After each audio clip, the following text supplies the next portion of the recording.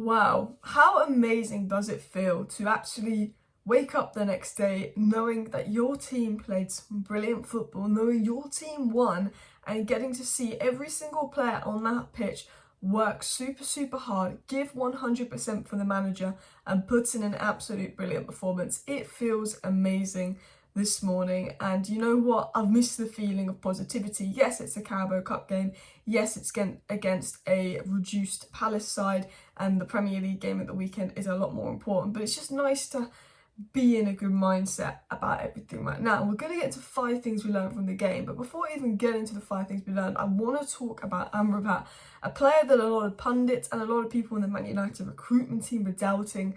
And I think this game, and it's obviously only one game, but he already proved people wrong. I want to read this out to you before I get into the 5 things we learned in the news. It was said here, the Manchester United recruitment team don't think Amrabat will succeed in England. He is an Erik ten Hag target. I just look at that and I think that's mad.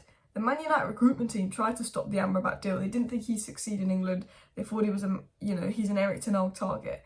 One of the reasons we took so long to get Amrabat was because a lot of people at United weren't keen on signing Amrabat. They didn't think that he was good enough. It was Ten Hag and Amrabat that pushed for the move. If it wasn't for Ten Hag, we would have not signed this player.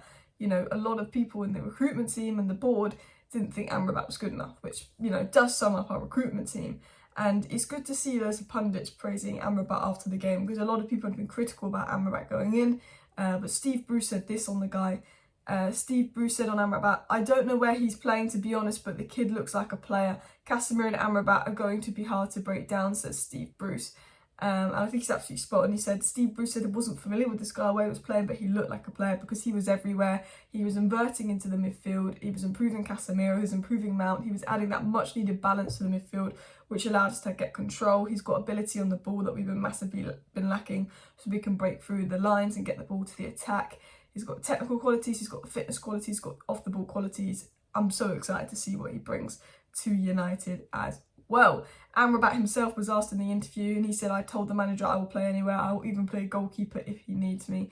And that's what Amrabat said in his interview. And he said that he's not even at his best yet, but he's just going to train and work really hard to get back to his best. So even more things to be positive about. But I just still look at it and I think, obviously, this is one game. We'll have to see how he does at the end of the season. But the fact that, leaks were coming out saying that the recruitment and the board never wanted to sign Amrabat and it was Ten Hag signing. It was almost like they were setting it up to fail or blaming Ten Hag already, which I thought was a joke. But let's get into 5 things we learned from the game. And the first thing was a few core players return and we see us playing a style of football. We see us playing much better football and we see sort of what Ten Hag's starting to do. I see a lot of people going, look what happens when Rashford and Bruno are dropped. And it's like, no, and people saying, oh, look how much better we play without Rashford and Bruno. It's not that Rashford and Bruno wasn't here. It's the fact that Mount, Amrabat and Varane were here. Those 3 players make a significant difference to the team. Amrabat can invert in midfield, allow us to balance, which allows Casemiro to go further forward and play better. It allows Mount to be more expansive and have more balance. Having Mejbri in as well, just doing that movement off the ball compared to Eriksen and McTominay makes such a difference. Having Varane adds that stability to defence, because I think when Varane's injured, that's when we're at our worst defensively.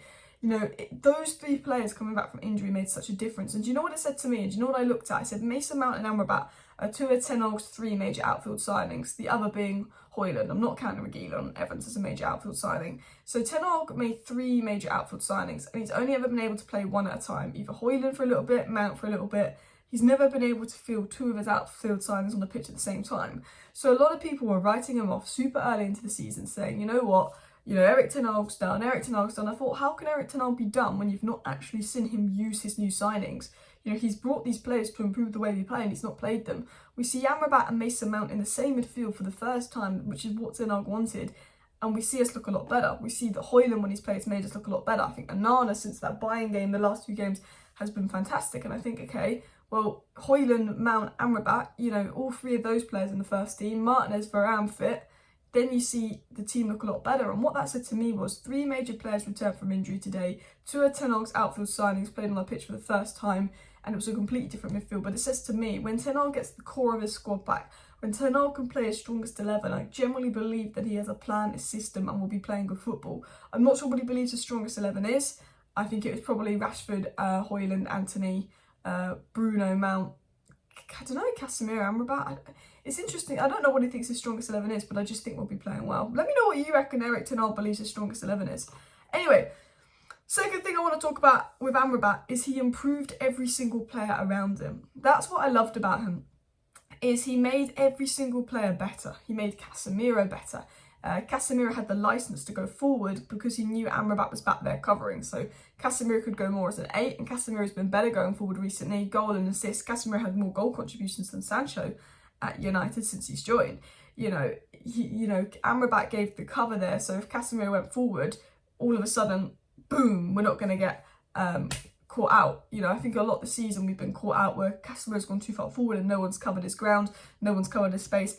Amrabat inverting from fullback is covering Casemiro's sort of space for him, which is his weakness. I love Casemiro's, and I think he was fantastic yesterday, but the other few games he wasn't great, and that's because he wasn't covering the space required. And I think he had someone like Eriksen that couldn't cover the space, and then all of a sudden when you bring in Mejbri, you bring in Mason Mount that can cover lots of space, you bring in Amrabat that can cover lots of space, all of a sudden Casemiro can focus on the role that he's good at, which is protect the back four and influence the attack, and he looks so much better.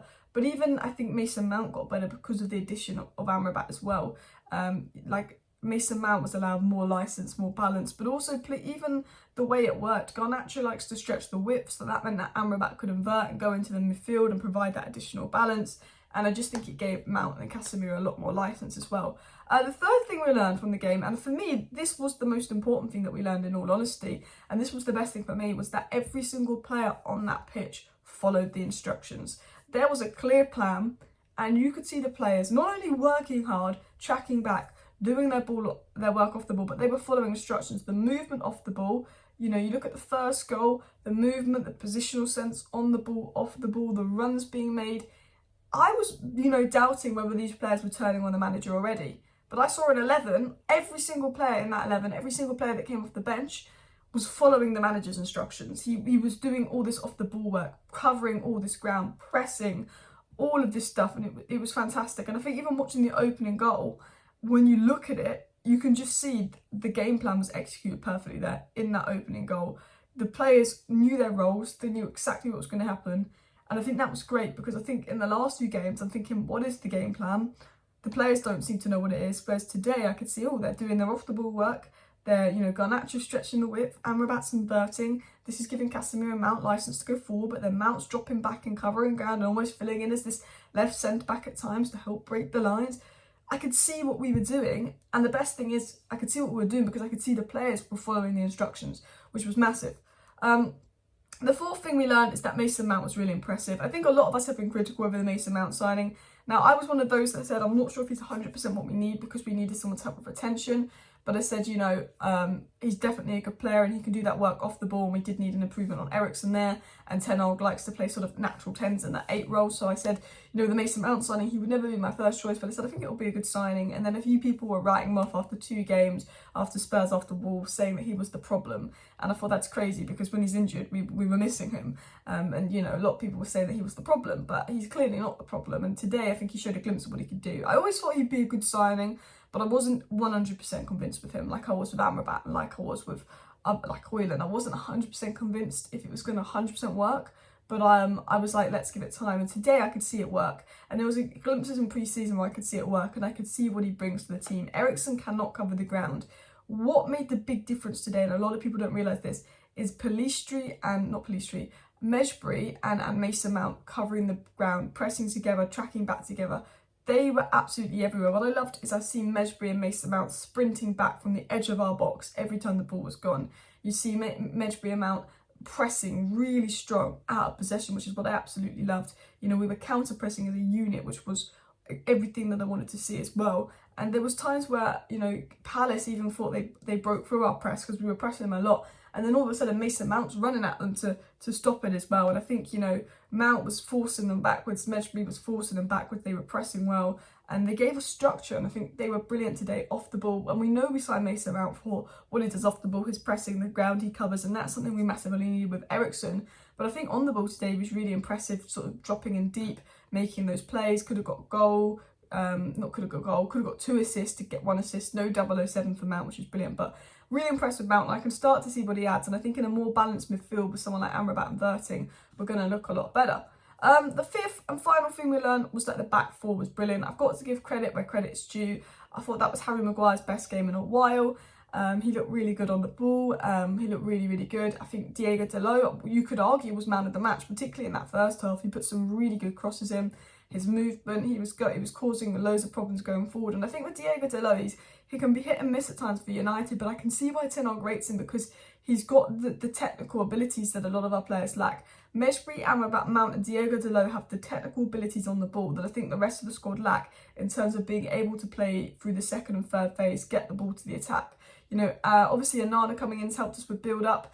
You know, Martinez will help, helps us with build-up, but obviously we don't have Martinez at the moment. He should be back soon.